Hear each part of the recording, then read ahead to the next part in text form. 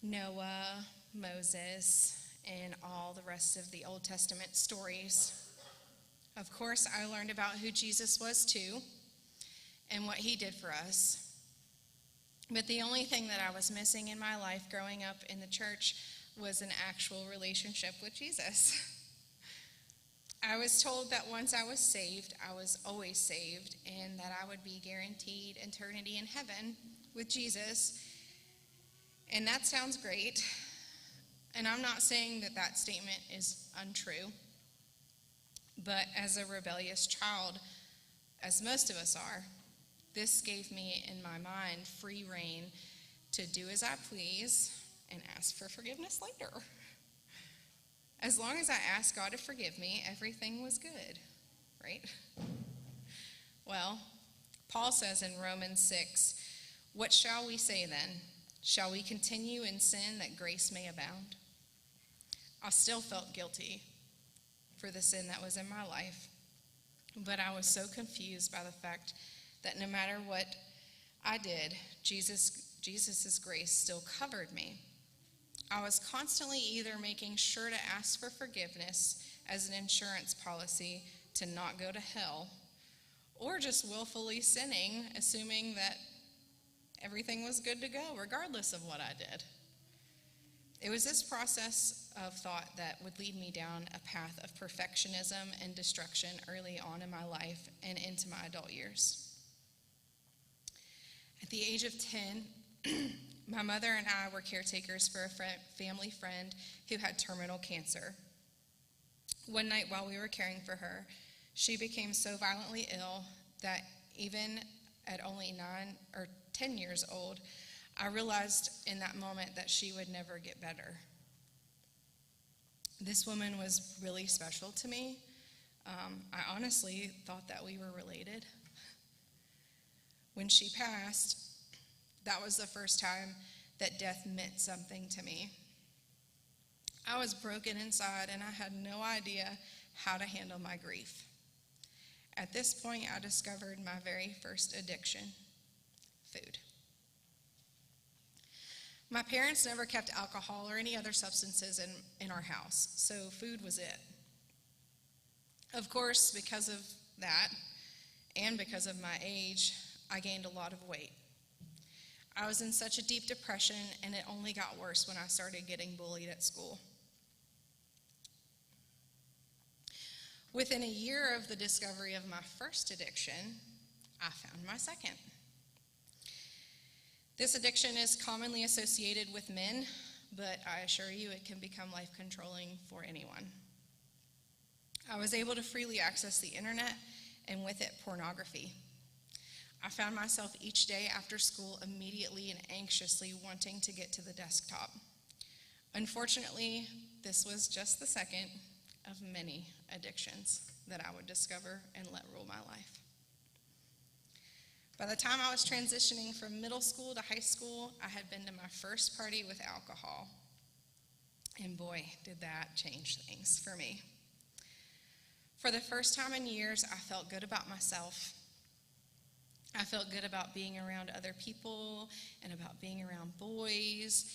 And for the first time in a long time, I felt like no one was paying attention to my weight or the way that I looked, including me. I felt free. Not long after this first experience with alcohol came my first experience with marijuana. Throughout the next 2 years of high school, I assumed the identity of party girl and pothead, and I stopped attending church and youth group and found my new group of friends who really accepted me. Partying, promiscuity, and smoking pot was my new normal. March 15th, 2008. A defining day in the history of my life.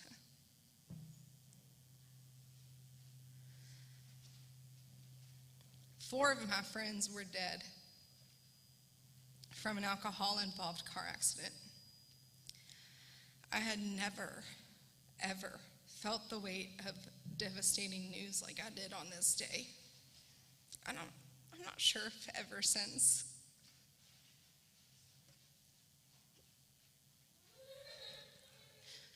there are those moments in your life that just change you.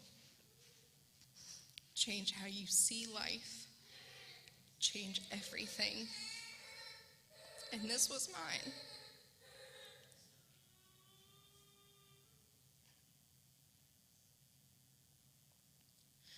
All the depression that I had felt in the past before this paled in comparison. I spent the remainder of my junior year in bed, or covering my pain with alcohol and marijuana. After this, I pretty much lost it. Every weekend of my senior year was spent partying harder than ever. I was experimenting with new drugs and drinking and mixing concoctions. Many times I didn't even know what they were. I was trying so hard to escape the pain. By the grace of God, I graduated high school, and I went off to college expecting a new beginning, a new start to my life where I would be smart and successful like everyone expected me to be. But the only problem with this plan was that I brought my hurts, my depression, my insecurities, and my addictive behavior to school with me. You can't run from yourself. After I lost my friends, I continued to gain weight throughout this time, and all I wanted at this point was for my life, of my life, was to feel good about myself and numb the pain of my grief. I just wanted to be wanted. I wanted someone or something to fill the void inside me, to save me from myself. One day, I finally found it. Everything I had been searching for. I met a friend named Opiates. I finally found a way that I could really escape the pain of my past and my present. I've heard it said that when we use opiates like heroin, oxy, and fentanyl, it's like knocking on death's door but not walking all the way through. That's the truest statement that I've ever heard when it came to my personal struggle with opiates. I lost a lot of weight once I started using pain pills daily. This gave me a new confidence that I hadn't had before, but this confidence would end up getting me into some pretty bad situations. As a sophomore in college, I was sexually assaulted by one of my drug dealers. I was in such a low place in my life that I continued to see this man regularly and even had formed a very strong bond with him. I know now that that's called trauma bonding. And because of this, I couldn't even call that night what it was. I put most of the blame on myself, knowing that I would be going alone to his house, thinking that I hadn't said no loud enough or with enough conviction, that because it wasn't an extremely violent act by a stranger that you'd see on TV, that it wasn't as bad or it wasn't rape. It was. It doesn't matter what happened after, or that I went there willingly, alone, or that I knew him. I said no, and that should have been enough. There aren't any levels of trauma in life. Things are either traumatic or they're not.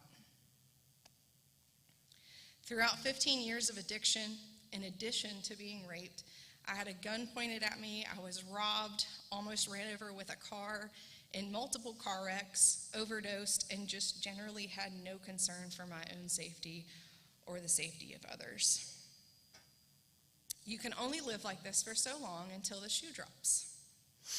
Jails, institutions, or death are the only destination when you are using.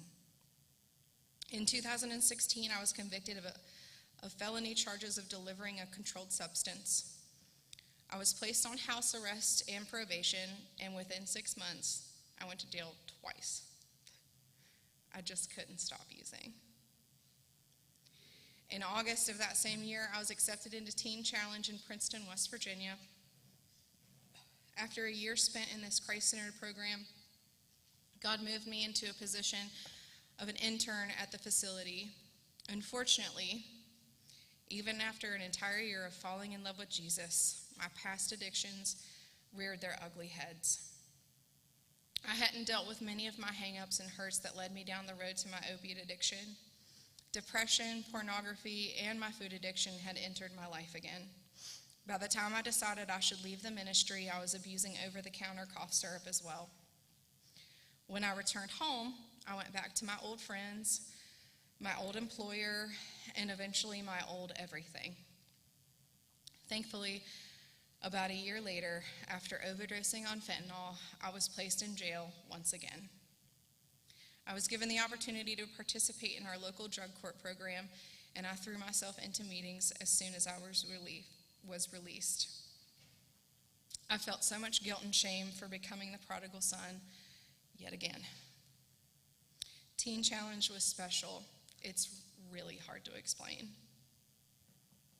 I was so close to Jesus, and now I felt like I was too far gone to come back after another relapse. I knew I needed more if I was going to make it out here and stay clean. I needed more than what I was doing when I came home and fell into full relapse. The day I was released from jail was on a Tuesday, and that was the first day I attended Celebrate Recovery. During my last incarceration, God gave me a vision of myself as a toddler. And if you've ever been around toddlers, you can imagine doing this. I was about to fall, not off of anything in particular, but I was about to fall, and I felt a tug on the back of my shirt. He gave me a physical representation of how he saved me again. He had saved me again from myself. Even though jail didn't seem like a way of being saved at the time, it was. I had almost died just about a month before, and he had a plan for my life, and he has one for yours as well. God is truly the most loving Father, and he wants for his children to come home no matter how far they've gone astray. I signed up for the First Step study that I could get into. I wanted this to stick this time. Something had to stick, or I was going to die. Working the steps helped me to break down the barriers of guilt and shame that I had put up for so long. I had hidden things, secret things that I'd never shared, that I was too scared to admit about myself. I was able to say these things out loud, knowing that I wouldn't be judged for what I had done, for the things that had been done to me. Step 4 is probably the hardest step. I think everybody would agree who's been through it. Taking a look in the mirror and making a moral inventory of your heart isn't for the faint of heart, but it's worth it. We root out problems through step 4. Through step 4, I was able to let myself off the hook for the things that were done to me and that weren't my responsibility, and I was able to forgive others and myself and make amends to those I had hurt. Ephesians 3:20 and 21 says, "Now to him who is able to do exceedingly abundantly more above all we ask or think, according to the power that works in us, to him be the glory in the church by Christ Jesus to all generations forever and ever." He will do more than we can even think if we put our trust in him. Looking back to a little over 5 years ago when this all began, I would have never believed where my life is right now. I have friends, the real kind. I have friends who are only my friends because they love me. They love me for who I am. They know Jesus, and they'll pray for me, and they pray for me, and they pray on behalf of me and my family. I have a husband of over 4 years, a great job, a home, and 2 wonderful fur babies. To say that I'm blessed is an understatement. Life is certainly not easy, and over the last year or so, it's been anything but easy, but God has proven his faithfulness to me. When you endure and continue to put your trust in Jesus, he will see you through the darkest times in your life. To the newcomer, I want to encourage you to stick with it. Keep coming. Things do turn around. Even when life is hard, just keep going. Keep coming, keep trying, keep serving, keep loving God. He is faithful to bring you through every single circumstance. If you haven't went to a small group yet, you should go to one. Even if you don't share, listen to those around the room speak. Some of the most meaningful things that I have learned were because of listening to someone else. Eventually, you'll feel comfortable enough to start sharing as well, and you may become a blessing to someone else in their struggle. If I could walk away from giving my testimony tonight with just one message, it would be this: give Jesus a chance.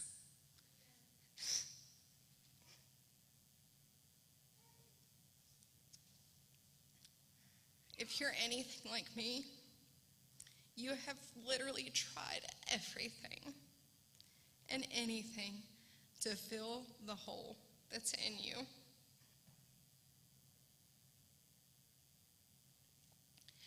I know that everything you've tried has not worked, and it won't. It won't work.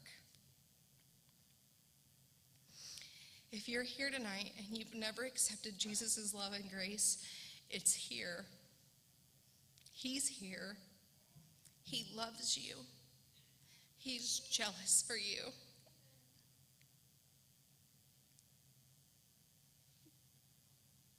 And he wants you to come back home.